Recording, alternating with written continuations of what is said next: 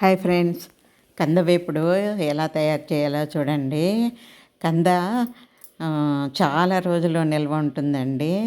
ఏ కూరగాయలు లేనప్పుడు ఈ కంద తెచ్చి ఇంట్లో పెట్టుకున్నారనుకోండి, ఎప్పుడు కావాలంటే అప్పుడు చేసుకోవచ్చు. చాలా టేస్టీగా ఉంటుందండి కంద. ఈ కంద చెక్కు మాత్రము పీలర్తో తీయడం అవదండి, కత్తితో కానీ కత్తిపీటతో కానీ తీయాలన్నమాట.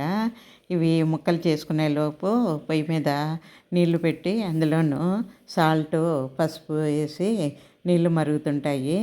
ఈలోగా కంద బాగా చెక్కు తీసేసి ముక్కలుగా తరిగి పెట్టుకోవాలి. ఈ ముందుగా ముక్కలు తరగటానికి ముందు బాగా కడగాలండి. ఇలా ముక్కలు చేసిన తర్వాత కూడాను ఉప్పు నీటితో కానీ లేదా చింతపండు నీళ్ళల్లో వేసి లేదా మజ్జిగలో కానీ వేసి బాగా కడగాలన్నమాట. అలా కడగడం వల్ల కొద్దిగా దానికి ఉన్న దురద పోతుంది. తెలుసు కదా, కందకు లేని దురద కత్తిపీటకి ఎందుకని సామెత కూడా ఉంది కదా. అలాగే దురద ఎక్కువ అండి, అందుకని బాగా కడగాలి. కడిగిన తర్వాత కొద్దిగా ఇలాగా ముక్కలుగా కోసుకున్న తర్వాత నీళ్ళల్లో వేసి ఉడికించాలన్నమాట. బాగా మెత్తగా అయ్యే వరకు ఉడికించక్కర్లేదు, కొద్దిగా ఉడికితే చాలు. ఇలాగ 2 సార్లు పొంగొచ్చేంత వరకు ఉడికించేసి తర్వాత నీళ్ళన్నీ తీసేసి కొద్దిగా చల్లారనివ్వాలి. ఇది మూత మాత్రం పెట్టకూడదండి, మూత పెడితే కొద్దిగా జిగురుగా వస్తుంది. అందుకనే మూత పెట్టకుండా అలాగే ఉడికించాలి. ఉడికించిన తర్వాత ఈ వాటర్ అంతా తీసేసి చల్లారి పెట్టాలి. వేడి మీద చేసామనుకోండి జిగురుగా వస్తుంది, అందుకు బాగా చల్లారనివ్వాలి. ఈలోగా మనము అందులోకి కావలసిన పొడి తయారు చేసుకోవాలి. కొద్దిగా శనగపప్పు, తర్వాత వేరుశనగ విత్తనాలు, ధనియాలు, జీలకర్ర వేసి బాగా వేగనివ్వాలండి. ఇవి ఎంత బాగా వేగితేనో అంత టేస్ట్గా ఉంటుంది. ఇది సిమ్లో పెట్టి బాగా వేగనివ్వాలి. బాగా కలర్ వచ్చేంత వరకు వేగనివ్వాలండి పొడి తయారు చేసుకోవడానికి. మీకు ఇష్టమైతే మీరు కొబ్బరి కూడా వేసుకోవచ్చు. నేను విడిగా వేసాను, ఎండు కొబ్బరి వెల్లుల్లిపాయ వేసి. మీకు ఇష్టమైతే వేసుకోవచ్చు, లేకపోతే లేదు. కొబ్బరి కూడా ఉంటేనో వేసుకుంటే బాగానే ఉంటుంది. మిక్సీకి వేసుకోవాలి అది చల్లారాక. తర్వాత మళ్ళీ వేరే కళాయిలోనూ పోపు పెట్టుకోవాలి. ఇలాగా కొద్దిగా ఆయిల్ వేసుకొని ఆవాలు, జీలకర్ర, ఎండుమిరపకాయలు, కరివేపాకు కొద్దిగా ఎక్కువే వేసుకోండి, బాగుంటుంది. వేసుకొని పోపు బాగా వేగిన తర్వాత ఈ చల్లారిన ముక్కలు అందులో వేసేసి వేగనివ్వాలి. ముందుగా ఎక్కువ ఉడకనివ్వలేదు కదా మనము, ఇప్పుడు ఈ నూనెలోనే మగ్గనివ్వాలి బాగాను.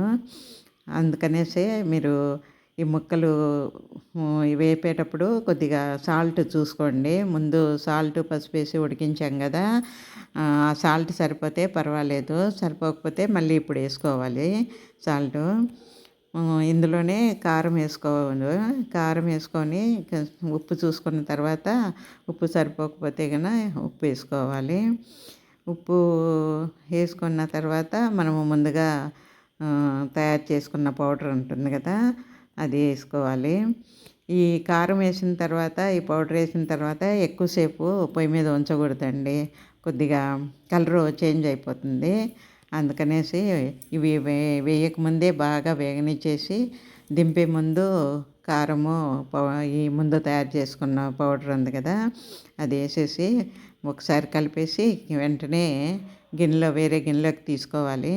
లేకపోతే ఈ వేడికి ఈ కారం తగిలింది కదా, వీటికి కలర్ చేంజ్ అయిపోతుంది.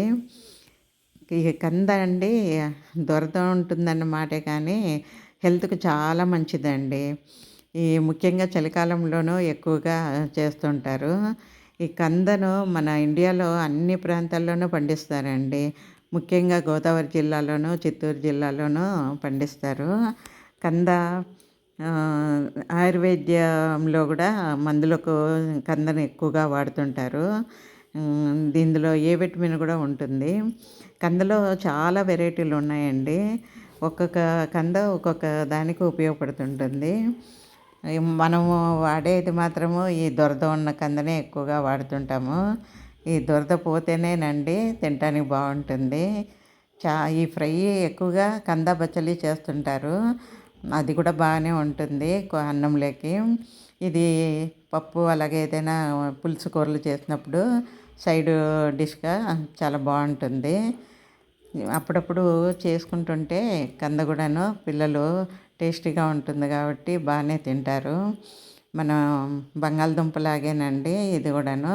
చూడటానికి అలాగే కనపడుతుంది కదా, బాగుంటుంది, చాలా టేస్టీగా ఉంటుందండి. మీరు కూడాను ఒకసారి ఇలాగా ట్రై చేసి చూడండి.